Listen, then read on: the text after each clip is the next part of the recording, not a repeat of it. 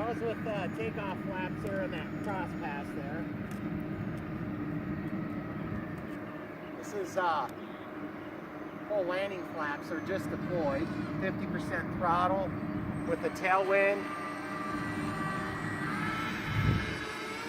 Can't see in I'm the just going to sun. see how it maneuvers. It's acting stally. I can't imagine that's anything other than a stall right there. But it's controllable. It's weirdly controllable, even in that stall, hon.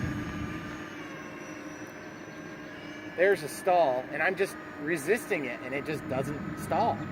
It's very, very weird. And I'm sorry, guys, I know this isn't the best vantage point you've ever seen, but most people aren't trying to stall their aircraft for you on film. Oh, geez, look at that. Just like creeping along, guys. Okay, let's try the angle of attack thing here. Keeping it into a slow airspeed. We're getting into it pretty sharp here. And it just, there's a stall. I cut off my landing flaps there. Okay, let's see if we can do a high angle of attack. Full throttle there.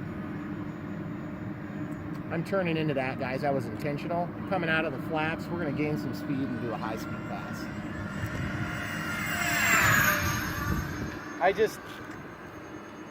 I need to get, sorry about the walk in front of you guys. I need to get some holes cut because, guys, I am running my ESCs way harder this time than I've ever run them. Let's do a low pass here. Okay, keeping my throttle at about 40% here. Takeoff flaps are on. That's my 1 minute warning. Increasing throttle. Cutting the flaps off. Rolling out of it. Guys, that's why you need a 5 or 6 second deployment speed if you're going to run flaps and slats like this. You need to give the plane some time to catch up from all that garbage you're doing to it. I'm gonna go ahead and take a landing here probably. Okay, I'm into my takeoff flaps, gear are deployed. Coming in here.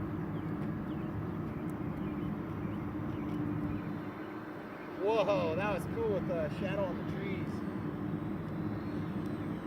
Landing flaps are deployed, staying on the throttle. Well, dang it, you make it look too pretty. Guys, that was a really uneventful landing. And when I say uneventful, I mean, I want something crazy. I want a sweet flare and a sweet main touchdown, which is what we got. You're gonna have to watch it in slow motion because it was so awesome. Anyway, all right, anyway, enough about me. This thing looks pretty awesome, guys. I'm happy with the way it's performing. Let me show you what I changed, because I don't know if I actually pointed it out to you guys on YouTube yet. Why don't we switch directions so the sun's back here? Okay, so as you see the deployment, there's a partial deployment all the time on the wing slats, the outboard 4 panels. 4 panels, 1 panel, okay? And you'll notice that this shoots out quite a bit, both sides. This one gets a little sticky here for whatever reason. And then there's our full deployment. Look how far out that thing is.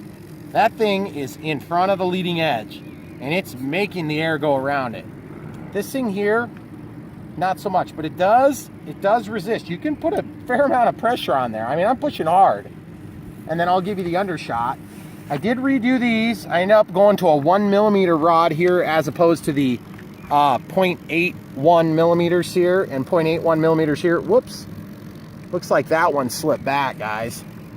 Interestingly enough, it didn't seem to cause it to be all crappy flight performance.